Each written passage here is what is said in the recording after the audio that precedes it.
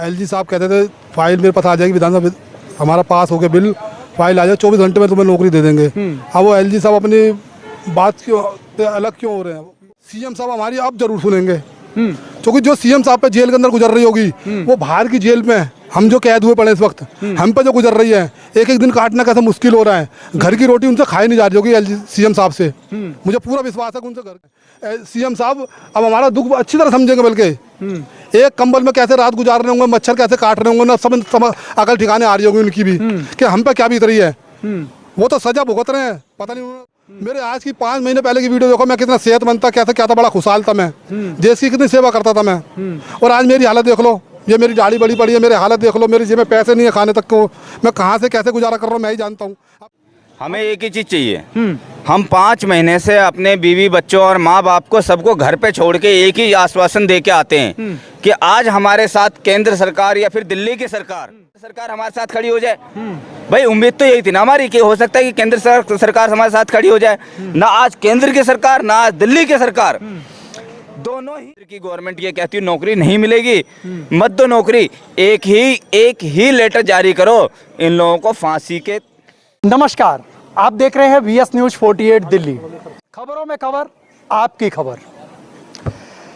आपको मैं बताऊं, लगातार इस समय हम लोग 5 महीने से जिस तरीके से रिपोर्टिंग करते हुए आए हैं, जिस तरीके से आप लोगों को हम लोगों ने वो पहलू दिखाया है कि शायद अगर मैं उस पहलू की अगर मैं बात करूं तो आप लोगों का भी दिल जो है वो दहल जाएगा। जी हाँ, एक तरफ अगर यूं कहा जाए कि नौकरी अगर किसी के पास नहीं तो उसकी ज़िंदगी कौन सी पटरी पे जा रही होती है, और नौकरी जिसके पास होती है और उसकी ज़िंदगी किस पटरी पर जाती है, ये आप लोग भली बात ही समझ सकते हैं। मैं वहीं DTC मार्शल, जिनको क्लस्टर बस मार्शल कहा जाए, जो कि 40 विभागों से लगातार इन लोगों ने काम किया और तकरीबन में 8 से 10 साल अपने काम का एक ऐसा समय जो दिया, अपने उम्र का एक ऐसा समय दिया जिस उम्र के बाद में जब इनको उस नौकरी से यूं कहें कि किसी एक्ट के द्वारा इनको हटा दिया गया, एक एक्ट का आश्वासन दे दिया कि हमने आपको इस एक्ट के तहत रखा था और इस एक्ट के तहत हम आपको निकाल रहे हैं। लेकिन सवाल ये उठता है, 10,792 मार्शल, जी हाँ 10,792 मार्शल, शायद ये 10,000 का जो एक आंकड़ा है ये आप समझ सकते हैं, ये 10,700 मार्शल वो है जो हर परिवार में से एक है। लेकिन वहीं रोजी रोटी की अगर बात करें, रोजी रोटी की अगर बात करते हैं तो एक एक के घर के अंदर में अगर 4 से 5 सदस्य हैं तो आप इस आंकड़े का अनुमान आप खुद भी लगा सकते हैं। ये आंकड़ा दिल्ली के, मैं यूँ कहूँ 25% की वो आबादी होगी जो एक वोट के जरिए किसी को सिंहासन देता है और किसी को दिल्ली का राज तो किसी को भारत का राज देता है। उसी सिंहासन पर बैठने वाले लोगों ने किस तरीके से, अगर मैं यूँ कहूँ कि इन लोगों की नौकरी छीनी तो शायद ये गलत नहीं होगा। ये वो मार्शल जिन्होंने अपना एक कीमती समय दिया और आज समय देने के बाद में उसी देश के अंदर में रहते हैं और उसी देश का तिरंगा अपने हाथों में लेकर के और अपने हक की रोटी मांगने के लिए, अपने हक की रोजी मांगने के लिए CM साहब जी से, LG साहब जी से लगातार इन्होंने जिस तरीके से हमेशा एक ही बात कही है, हमें हमारा रोजगार वापस दो। अगर 10,792 जो सिविल डिफेंस के कर्मी हैं, बस मार्शल हैं, ये बहन भाई जिस तरीके से इन लोगों ने 5 महीने से लगातार इन्होंने आकर के यहाँ पर धरना प्रदर्शन किया। इससे पहले जो आज मैं राजघाट पर हूँ, लेकिन इससे पहले जो है CM हाउस पर किया और कई जगह इन्होंने प्रोटेस्ट भी लिया। लेकिन अभी तक इसका कोई भी यूं कहें ना तो कागजी है, ना लिखित है, ना मुखों से अभी तक किसी ने बयान किया, ना ही राजनीतिक पार्टियां जो यहाँ पर आती थी, अब शायद उन राजनीतिक पार्टियों ने भी अपना मुख जो है वो मोड़ लिया। मैं एक बारी अब इन लोगों के साथ में जुड़ूंगा और जानने की कोशिश करूंगा कि 5 महीने से जब आप लगातार प्रोटेस्ट करते हुए आए, प्रोटेस्ट करने के बाद में भी आप लोगों को अभी तक रोजगार क्यों नहीं मिला? अगर रोजगार की बात कहें तो हम लोग एक बारी राजेश जी के साथ जुड़ते हैं और इनसे जानने की एक बारी कोशिश करेंगे। इनको आपने देखा होगा हमारी वीडियो के कई वीडियो के माध्यम से भी, और भी चैनल हैं जिन्होंने लगातार वीडियो दिखाई उनके माध्यम से भी, और लगातार इनके दुख जो है वो हमारी वीडियो के अंदर में भी दिखता आया है। और एक बार फिर हम लोग इनसे जुड़ेंगे। मैं दिखाना चाहूँगा उस सरकार को जो अंधी बहरी और गूंगी सरकारें हैं, जो इस समय लोकसभा इलेक्शन है लेकिन फिर भी उन लोगों के कानों पर जूं तक नहीं रेंगती कि आखिर में जिनसे हम वोट मांगते हैं, जिनसे हम वोट मांगने जाते हैं, जिनके पास में हाथ और पैर जोड़ते हैं, लेकिन उन्हीं लोगों को क्या हम लोग रोजगार देने में सक्षम होंगे या नहीं होंगे। राजेश जी, आज भी आप लोगों का जो है प्रोटेस्ट जारी है और दिल्ली सिविल डिफेंस बस मार्शल की तरफ से, लेकिन अभी तक आप लोगों को किसी भी तरीके का कोई कागजी कोई आश्वासन या किसी राजनीतिक पार्टी ने अभी तक क्यों नहीं दिया? अब इसका कारण बताइए, 5 महीने से ऊपर हो चुका है। सर अब क्या बताएं सर जी, देखो विधानसभा में हमारी आवाज़ उठी, उसके बाद फाइल का क्या हुआ हमें पता नहीं चला। एलजी साहब कहते थे फाइल मेरे पास आ जाएगी, विधानसभा हमारा पास हो गया बिल, फाइल आ जाए 24 घंटे में तुम्हें नौकरी दे देंगे। अब वो एलजी साहब अपनी बात क्यों अलग क्यों हो रहे हैं, वो अपनी बात क्यों नहीं मानते। अब हमारे को 24 घंटे की, हमारे को तो 29 तारीख की बात है, 29 फरवरी की हमारी विधानसभा पास हो गई थी फाइल। आज तारीख हो गई 28 तारीख, 28 दिन में अभी तक उन्होंने हमारी फाइल को पास नहीं करा, आगे भेजा नहीं है और हमारे को नौकरी पर नहीं रखा है। तो एलजी साहब से हम यही गुजारिश करना चाहते हैं कि हमारी फाइल जल्दी से पास करके हमें जल्दी जल्दी नौकरी पर रखा जाए। हमारा एक एक दिन काटना बड़ा मुश्किल हो गया है। मैं यही कहना चाहता हूँ एलजी साहब से बस। सीएम साहब तो जैसे जेल के अंदर हैं, अब उनसे हम क्या कहें, वो तो बेचारे खुद ही जेल के अंदर है इस वक्त फिलहाल, ईडी के अंदर अभी फंसे पड़े हैं बेचारे वो। तो हमारी बात हम उनको ही बोलेंगे, जैसे वो ईडी से निकल के बाहर आते हैं हमारे बीच में, उन्हें बुलाएंगे, हम उन्हें अपना दुख दिखाएंगे हम कि हमारा एक एक दिन कैसे गुजर रहा है यहाँ पर। लेकिन क्या लगता है इस समय अगर वो जेल में है और जब 4 महीने से जब वो यहाँ पर नहीं पहुँचे, उनके कोई भी यूँ कहें कि विधायक नहीं पहुँचा, कोई काउंसलर नहीं पहुँचा, कोई भी पार्टी का नेता नहीं पहुँचा, क्या उम्मीद करते हैं कि जेल से छूटने के बाद में वो आपकी बात सुनेंगे? देखो एक बात बताऊँ को मैं, सीएम साहब हमारी अब जरूर सुनेंगे, क्योंकि जो सीएम साहब पे जेल के अंदर गुजर रही होगी वो बाहर की जेल में हम जो कैद हुए पड़े इस वक्त, हम पे जो गुजर रही है, एक एक दिन काटना कैसे मुश्किल हो रहा है। घर की रोटी उनसे खाई नहीं जा रही होगी सीएम साहब से, मुझे पूरा विश्वास है कि उनसे घर की रोटी खाई नहीं जा रही होगी, उनकी वाइफ लेके आ रही है या उनके नीची सची रोटी लेके आ रहे हैं, उनसे खाई नहीं जा रही होगी रोटी, जैसे हमसे रोटी नहीं खाई जा रही है। आज मैं भूखा प्यासा यहाँ पर हूँ, मैंने खाना नहीं खाया भी था यहाँ पर मैंने। सीएम साहब अब हमारा दुख अच्छी तरह समझेंगे, बल्कि एक कंबल में कैसे रात गुजार रहे होंगे, मच्छर कैसे काट रहे होंगे ना, सब अकल ठिकाने आ रही होगी उनकी भी कि हम पे क्या बीत रही है। वो तो सजा भुगत रहे हैं, पता नहीं उन्होंने जुर्म करा नहीं करा, मगर जिस तरह हम हालात देख रहे हैं वो जेल में सजा भुगत रहे हैं और हम सजा भुगत रहे हैं बिगर जुर्म की। हमने तो कोई जुर्म नहीं करा, हमने तो नौकरी पर नौकरी करी है, देश सेवा करी है, कोरोना में कितनी सेवा करी है हमने, ये सारी दुनिया जानती है, मुझे कैमरे पर बताने की जरूरत नहीं है, ये दुनिया को सबको पता है, जो भी ये न्यूज़ देखेगा सब जानता है कि हमने कितनी सेवा करी, देश सेवा। और आज हमारा ये हाल और देश सेवा का अंजाम हमें ये मिल रहा है, हमें देश सेवा का अंजाम। अब तो ऐसे लग रहा है जैसे अगर केजरीवाल जी ने भी तो देश की सेवा ही करी थी, दिल्ली की सेवा करी थी और आज उनको जेल मिल रही है। देखो उनको जेल मिल रही है, उनको जो ब्लेम लगाया गया, हम पे तो ऐसा कोई ब्लेम नहीं लगाया गया, हमने तो 10,792 बहन भाई, हम पे तो कोई ब्लेम नहीं लगाया गया। हमारे अभी कुछ दिन पहले एक भाई का हार्ट अटैक हो गया है, 5 महीने से क्या करेगा आदमी।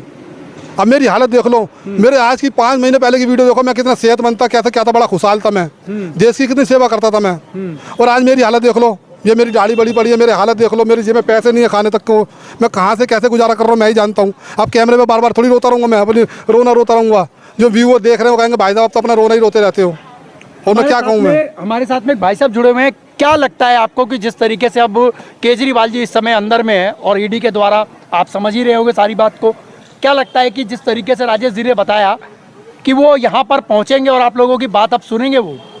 सर हम तो पिछले 5 महीने से धरने प्रदर्शन पे कंटिन्यू आ रहे हैं, हमें अब नहीं लगता वो यहाँ आएंगे, क्योंकि हम 5 महीने से धरना दे रहे हैं अपना कंटिन्यू, रात दिन एक कर रखा है सर। तो हमें तो लगता नहीं है वो आ जाएंगे। उम्मीद नहीं है? मतलब उम्मीद तो है ही नहीं सर से, 5 महीने कम नहीं होते सर, आधा साल बीतने को है, जब आधे साल में सरकार का कोई भी यहाँ नहीं आया है, कोई नुमाइंदा नहीं जो आया है उसने क्या किया है, सिर्फ एक आश्वासन ही है सर, और आश्वासन के अलावा कुछ नहीं सर। बल्कि अगर आप लोग पहुंचे तो वहाँ पे आपको मार्शलों को पिटाई भी करी है। पिटाई तो सर देखो, जब कोई धरना प्रदर्शन सरकार के खिलाफ कोई करता है तो उसके साथ तो सरकार अपना बल दिखाती है। क्या नाम है आपका सर? राजेश दुबे। क्या कहना चाहेंगे इस पूरी प्रक्रिया को लेकर के? अगर सर क्या कहूँ, हम तो जब से मतलब हुआ है इस तरह परेशान हूँ, बस रो रहा हूँ, बिलख रहा हूँ और क्या करूँ, कुछ नहीं समझ में आता मैं क्या करूँ। उम्मीद तो ख़त्म कर लिया हूँ कि पता नहीं मिलेगा कि नहीं मिलेगा। उम्मीद बस ऐसे दिन लगाए बैठा हूँ कि आज नहीं कल तो कुछ हो ही जाएगा, लेकिन उम्मीद बहुत देर तक हो रही है, बहुत देर हो रही है, कुछ नहीं समझ में आ रहा क्या करूँ क्या नहीं करूँ। अब सांसें बस चल रही है, जब तक चल रही है बस वही उम्मीद रखा वो। उम्मीद ये रखिए। देखिए कहा जाता है ना कि उम्मीद के ऊपर में दुनिया कायम है, लेकिन मैं अपने वीडियो के माध्यम से हर बार बीच में भी और लास्ट में भी मैं आपको यही बात कहता हूं कि जो दिल्ली की सरकार हो, केंद्र की सरकार हो, क्यों नहीं आप लोग इन तरफ नज़र मारते? इनकी तरफ तो आप नज़र दीजिए। ये भी तो आपकी वही जनता है जिन्होंने आप लोगों को वोट दे करके उस सिंहासन पर बैठाया, जिसकी वजह से आप लोग दिल्ली के अंदर में राज कर रहे हैं और भारत की सत्ता के ऊपर में बने हुए हैं।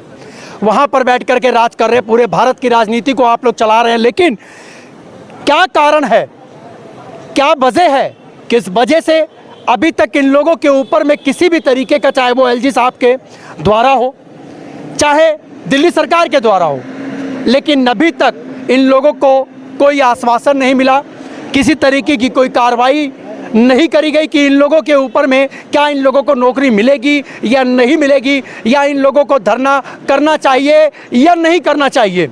ये लोग भी आकर के आप लोग नहीं बोलते हैं। आप लोग कहीं तो खड़े होकर के मीडिया के द्वारा आप कुछ तो बताइए। या तो नौकरी या फिर फांसी। हमें एक ही चीज चाहिए।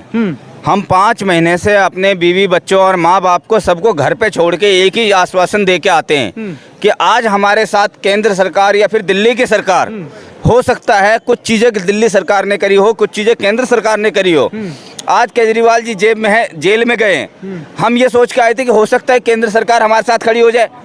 भाई उम्मीद तो यही थी ना हमारी कि हो सकता है कि केंद्र सरकार हमारे साथ खड़ी हो जाए। ना आज केंद्र की सरकार, ना आज दिल्ली की सरकार, दोनों ही हमसे अलग हैं। आखिर क्या गुनाह किया है हमने?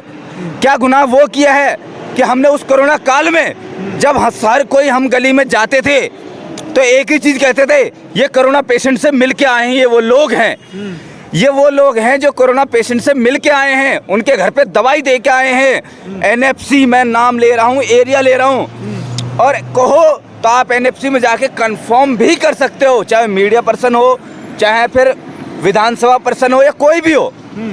इस शक्ल को एनएफसी का हर वो बुढ़ा बुजुर्ग इंसान और बच्चा भी जानता है कि उनके घर पे जाता था और दवाई साथ में लेके जाता था, और उनके घर में उनके बच्चे नहीं जाते थे, लेकिन पहली मंजिल या दूसरी मंजिल पे सीढ़ियाँ चढ़ के या फिर लिफ्ट से भी उनके पास जाता था कि आपको दिक्कत क्या है, दवाई चाहिए, या फिर आपको फीवर है, या फिर आपका टेम्परेचर क्या कह रहा है। ऑक्सीमीटर भी मैंने अपने हाथों से लगाए हैं। अगर एनएफसी के भी लोग सुनेंगे तो वो इस चीज़ को गवाही देंगे कि हाँ ये जो बोल रहा है ये सच बोल रहा है। मैंने ऑक्सीमीटर तक अपने हाथों से लगाए थे। क्या मुझे उस दिन अपने परिवार का, माँ बाप का और अपने आप का डर नहीं था? जब मैं उस दिन नहीं डरा तो डरूंगा आज भी नहीं। पिछले 5 महीने से हम यहाँ बैठे हैं, 27 अक्टूबर 2023 से यहाँ बैठा हूँ, और जब तक ये सांस है ना, जब तक यहाँ बैठूंगा, और अगर दिल्ली गवर्नमेंट या फिर केंद्र की गवर्नमेंट ये कहती है नौकरी नहीं मिलेगी, मत दो नौकरी, एक ही लेटर जारी करो, इन लोगों को फांसी के ऊपर लटका दो। अगर हम उससे पीछे चले जाएं तो हमारी गलती है। इस मीडिया के माध्यम से एक ही बात कहूँगा, या तो फिर हमारी नौकरी वापसी कर दो या फिर हमें सबको फांसी पर लटका दो। इस औरों का पता नहीं, और हम इतने जितने बैठे हैं ना आपके सामने, ये सब भाई फांसी ना अपने आप को हम खुद कबूल कर लेंगे। जैसे भगत सिंह ने, उनके बराबरी हम कभी कर ही नहीं सकते, मैं बराबरी नहीं कर रहा, लेकिन जैसे उन्होंने कबूल किया था ना अपने मन से, अपने दिल से, ऐसे मैं भी अपनी फांसी कबूल करने के लिए आज यहाँ तैयार हूँ। हमारे साथ में कुछ महिला जो हैं वो यहाँ पर मौजूद हैं। हम लोग इनसे भी एक बारी जानने की कोशिश करेंगे और समझने की कोशिश करेंगे, और इस समय दिल्ली सरकार से और केंद्र सरकार से आप लोग क्या कहना चाहेंगे, खास करके एलजी साहब जी से। सर मैंने मतलब 27 अक्टूबर से आज तक मतलब 5 महीने कंप्लीट हो चुके हैं, पहले ही बता रही हूँ मैं, 6 मंथ्स चल रहा है ये। मैं यही कहना चाहूँगी कि जो रोज़गार आपने वापस लिया था वो वापस कर दो, क्योंकि हम कोई गुनहगार नहीं थे, है ना, हमने कोई गुनाह नहीं करा, बल्कि हमने एक सेवा करी, ठीक है। रोज़गार था वो भी हम कर रहे हैं, डिजास्टर मैनेजमेंट की तरफ से है, यूनिफॉर्म भी है, अभी भी है यूनिफॉर्म, वर्दी तो हमारी अभी भी है, डिपार्टमेंट हमारा अभी भी है, डिजास्टर के अभी भी हैं हम। पर एक रोजगार गई है, वो रोजगार दे दो, बस इतनी ही है गुजारिश, और क्या कह सकते हैं। लेकिन ये जो कहते हैं ना कि दिल्ली सरकार अब तो वहाँ जेल चले गए तो कौन करेगा, आपकी तो दिल्ली सरकार ही कर सकती है। तो ये मैं ये पूछना चाहूँगी कि क्या जो केंद्र में सरकार होते हैं, क्या किसी स्टेट विशेष से वो जीतते हैं या पूरे भारत से जीतते हैं, है ना। अगर आप ये कहोगे कि दिल्ली सरकार आपका शोषण कर रही थी, है ना, तो इसलिए उनको जेल में भेज दिया, तो केंद्र सरकार जो बैठे हैं वो शोषण, अगर मान लो हमारी शोषण किया किसी ने, तो वो शोषित वर्ग की तो सहारा देने के लिए खड़े होते हैं। बड़ा और छोटा क्यों रखा जाता है कि छोटा अगर गलती करता है तो बड़ा उसको समझाता है ना। उन्होंने फाइल भेजी, इन्होंने साइन कर दिए, लेकिन अब तो इन्हीं का पार्ट है, तो कम से कम हमारे रोजगार तो दे दे वापस। अब ये सोचेंगे कि इलेक्शन तक रुक जाएंगे, इलेक्शन के बाद, तो हमें वोट बैंक मत बनाइए, हमें वोट बैंक की तरह यूज मत कीजिए प्लीज, क्योंकि हम कोई वोट बैंक नहीं है, हम वही है जो जनता की निस्वार्थ भाव से पहले सेवा करना जानते हैं। आज इसलिए 6 महीने से इस कैटेगरी में हम खड़े हैं कि हमारे को कोई भी नहीं पूछता कि ये कौन है क्या है, लेकिन फिर भी हम सिविल डिफेंस वॉलंटियर है। अभी भी कोई आपदा आएगी, चाहे केंद्र सरकार की हो, चाहे पॉलिटिक्स में वो पार्टी अभी पैदा ही हुई हो, कहते हैं ना एक पार्टी नई नई खड़ी हो जाती है, वो भी अगर खड़े होंगे ना और यूँ बोलेंगे कि यहाँ पे इतने इतने हमें सिविल डिफेंस वॉलंटियर्स चाहिए और ऊपर का अधिकारियों का ऑर्डर आएगा तो हम तुरंत भाग के जाएंगे, हम वही लोग हैं। तो इसलिए कह रही हूँ कि ये सोच के मत बैठो कि हम वोट बैंक के रूप में इनको यूज करेंगे। अगर आप अच्छा काम करोगे तो आपका वोट भी बनेगा, राजगद्दी भी मिलेगी और जिंदगी भर दुआओं के साथ आगे बढ़ते रहोगे। और नहीं कर रहा तो वही जनता जनार्दन एक डिफेंस भी है, कहते ना पब्लिक का वोट, जनता की वोट और डिफेंस का समर्थन सरकार के लिए कभी भी व्यर्थ नहीं जाता, चाहे वो कोई भी सरकार हो। ये नहीं हमें दिल्ली सरकार के लिए, हमने खाली दिल्ली के लिए जो दिल्ली सरकार ने हमें दिए हैं, है ना, दिल्ली गवर्नमेंट ने, तो दिल्ली गवर्नमेंट क्या है, वहाँ पे लिखा हुआ था कि दिल्ली गवर्नमेंट की तरफ से ऑर्डर आएगी तो आप जाओगे और सेंट्रल का कोई अधिकारी आपको बोलेगा तो आप नहीं जाओगे, ऐसा कुछ भी नहीं था सर। और जो अधिकारी लोग होते थे जिनके अंडर हमें दिया गया था, SDM सब, DM सब, तो ये बताओ कि वो क्या दिल्ली गवर्नमेंट के अंदर आते हैं, सेंट्रल के हैं वो पार्ट, है ना। तो मैं इस चीज़ पे भी नहीं जानना चाहूँगी, बस ये कहूँगी कि अगर दिल्ली, आप जो ये सोचोगे ना कि दिल्ली की सरकार तो अंदर गई है और ये लटकाते चलोगे कि नहीं दिल्ली सरकार रहेगी तो भी तो करेंगे और हम नहीं करेंगे, तो सरकार में तो आप भी हो, है ना। दिल्ली सरकार में तो सिर्फ 2 से 3 नुमाइंदे जो है वो जेल में है, बाकी तो पूरी दिल्ली सरकार चली रही है। बाकी तो है ही। और दूसरी बात कि 2 दिन का सत्र चला, उससे पहले भी हमारी आवाज पक्ष विपक्ष दोनों ने उठाए, ये चीज है। उससे पहले जो 2 दिन की सत्र चली थी उससे पहले भी एक विदुरी सर है ना, विदुरी सर थे ना, उन्होंने आवाज उठाया था। उसके बाद जाके उनके आवाज है ना, उनके क्वेश्चन को आंसर के रूप में कन्वर्ट किया था वो गौतम सर थे पहला है ना, दिल्ली गवर्नमेंट के। फिर धीरे धीरे ये होता गया, 2 दिन का सत्र specially only for civil defence के लिए रखा गया, क्योंकि उनको भी पता है कि सिविल डिफेंस है क्या, है ना, जो वो आपदा है जो आपके एक चुहन्नी भी नहीं जानती और भूखे प्यासे वहाँ खड़ी होकर ड्यूटी देती है, वो भी 10 घंटे हो, 8 घंटे हो, 12 घंटे हो, 14, जहाँ पे आपको 2-2 हज़ार 10-10 हज़ार रुपये दोगे ना लोगों को तब जाके आप हायर कर पाओगे, वहाँ पे वो फ्री सेवा देती है ना। और एक रोजगार ही आपने छीन लिया ऐसा कि जिससे हम अपने आप को पाल रहे थे, है ना। तो हम उसी चीज़ की मांग कर रहे हैं कि वो डिजास्टर आपने भी हमें दिया है, वो डिजास्टर से हमें भी उबारो ताकि हम भी आपको आगे बढ़ाए और हम भी आगे बढ़े। ऐसी बात नहीं है, जब हमारा परिवार खुश होएगा, हम खुश होएंगे तो हम निस्वार्थ भाव से जाएंगे, जहाँ पे हमें जान भी देनी पड़ेगी तो हम उस चीज़ से भी नहीं हटेंगे। कहते हैं ना आपदा में किसी की ज़िंदगी नहीं लिखी होती, मौत नहीं लिखी होती, लेकिन अभी भी अगर हमें जाने को बोलेंगे ना थोड़ी बहुत सोच आएगी कि देखो आज तो हम इस कगार पे कि हमारा परिवार मर रहा है भूखा, है ना। और लेकिन कल को अगर आपदा आएगी ना तो हमारे परिवार अगर पेट भरा होएगा तो भविष्य में उनको पेट भरने वाला हो या ना हो उसकी चिंता नहीं करेंगे, पहले ये देखेंगे कि पहले जो सामने खड़ा है उनको सुरक्षित करना है। तो इसी चीज़ को मैं कहना चाहूँगी कि केंद्र सरकार हो तो केंद्र सरकार, आप भी सरकार में ही हो, सरकार से हट जाते तो हम आपको नहीं कुछ कहते, लेकिन अभी भी आप भी कर सकते तो इसलिए कर दो। ये मत चलो कि वोट बैंक में आएंगे, इनको वोट दिया है तो इनको जिताया तो यही करेंगे, नहीं, वोट तो आपको भी मिली हुई है तभी तो केंद्र में आए हो। LG साहब, मतलब LG साहब जो है वो किन चीज, केंद्र का जो है वो पदाधिकारी है ना, केंद्र ही तो उनको वो करे चयनित कर रखे हैं, है ना। तो ये बताओ LG साहब अगर साइन नहीं कर सकते, LG साहब कोई प्रपोजल पास नहीं कर सकते, फिर LG साहब बैठे क्यों हैं?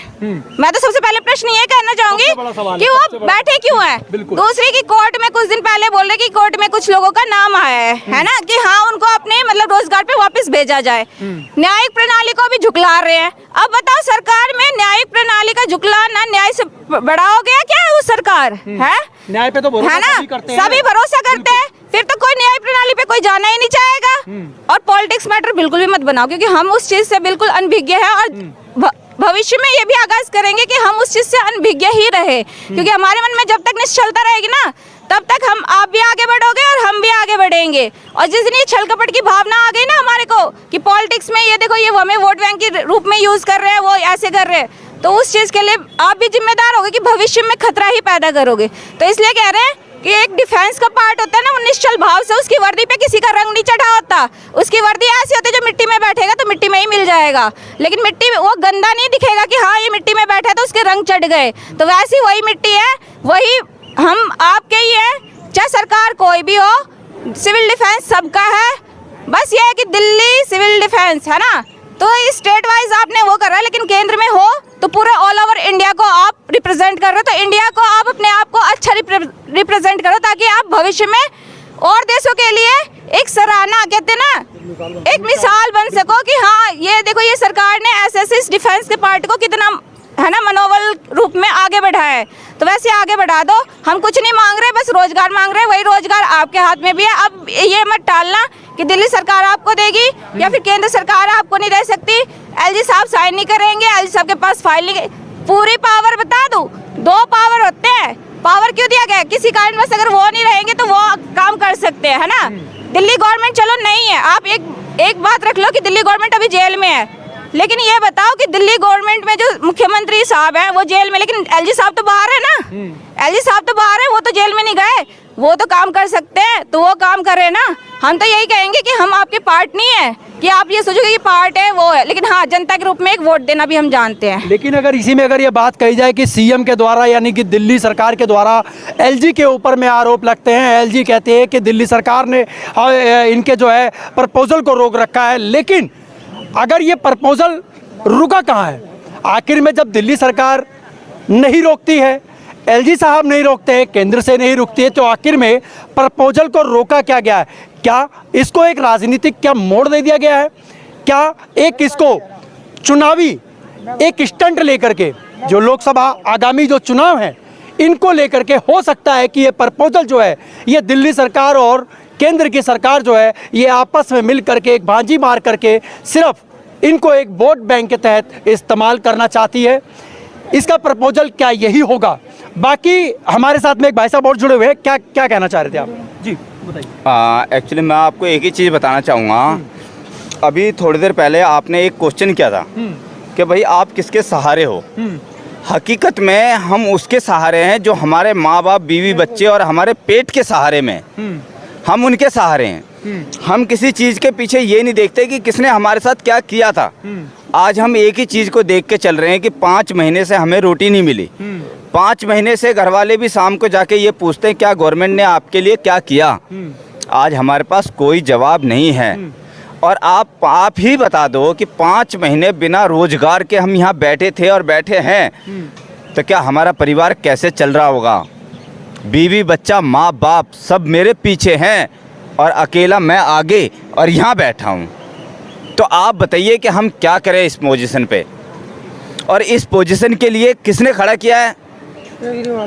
केजरीवाल जी ने किया, चाहे दिल्ली, चाहे सेंट्रल गवर्नमेंट ने किया, चाहे कोई भी सही, इस चीज़ को सुधार के हमें वापसी अपनी जगह पहुंचा दें, ताकि कम से कम हमारे 10,792 लोगों का माँ बाप और बच्चे आपका शुक्रगुजार हों और आपके सामने एक ही चीज़ कहें कि साहब हम झुक के सलाम करते हैं आपके सरकार को या फिर आपकी गवर्नमेंट को, कोई भी हो, चाहे वो सेंट्रल गवर्नमेंट हो चाहे हमारे दिल्ली की गवर्नमेंट हो, झुक के सलाम इसलिए करेंगे क्योंकि उन्होंने हम सबका रोजगार हमें वापसी किया है। हमारे साथ में क्या नाम है सर? मेरा नाम हर्षित त्यागी है। और क्या कहना चाहेंगे आप पूरे? आपका एक क्वेश्चन था अभी कि एलजी साहब के यहाँ या सीएम साहब जो भी था, मैं ये कहना चाहूँगा कि सीएम साहब ने जब प्रस्ताव भेजा था, एलजी साहब ने साइन करे, सारे 10,792 मार्शल वह अन्य विभाग में 40 विभाग में लगे, सब निकल गए। उसके बाद जब एलजी साहब ने साइन करे, गृह मंत्रालय फाइल भेजी, उसके बाद फाइल नंबर भी अब तक बोलना नहीं चाहिए पर आज मैं बोल रहा हूँ आपके मीडिया के माध्यम, मेरे पास सब कुछ है। और वो फाइल जहाँ तक मेरे पास कल फ़ोन पे आया शाम को कि डीकॉम के पास आ गई है। डीकॉम साहब तो केजरीवाल जी के हैं या आतिशी के हैं, जिनके भी हैं, तो उनको क्या पर वो है दिक्कत है जब उस पर साइन वो नहीं कर रहे हैं। अगर उन्हें कोई दिक्कत हो तो हमें पता है, फिर हम साइन करवाएंगे। अब एलजी साहब का ही दिक्कत पड़ रही है कि उन्होंने साइन नहीं किया है। और एलजी साहब ने नोटिंग तैयार कर गृह मंत्रालय भेजी और गृह मंत्रालय में फाइल 6 से 7 दिन रही। उसके बाद कल हमारे इलियास जी गए थे एमएचए में, तो उनका मेरे पास रात में फोन आया कि हमारी फाइल कल दोपहर में डीकॉम साहब के पास आ गई है। डीकॉम साहब के पास में पहुंच बिल्कुल। चुकी है। क्या उम्मीद लगता है आपको कि अगर डीकॉम साहब से अगर निकलती है उसके बाद में आगे प्रोसेस पे हो सकता है कि काम हो जाएगा? ऐसा होता है जब डीकॉम साहब के पास फाइल आ चुकी है ना, तो गुजारिश तो मैं यही करूंगा, डीकॉम साहब के पास से ओनली 2 स्टेप बचते हैं। एक तो रेवेन्यू डिपार्टमेंट, एक फाइनेंस डिपार्टमेंट।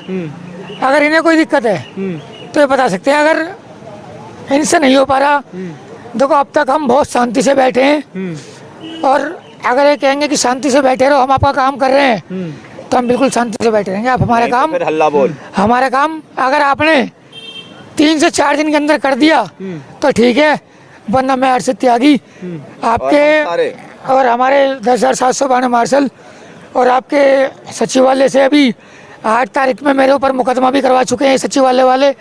उसमें 188 एक्ट मेरे ऊपर लग भी चुका है, एफआईआर मेरे पास भी आ चुकी है।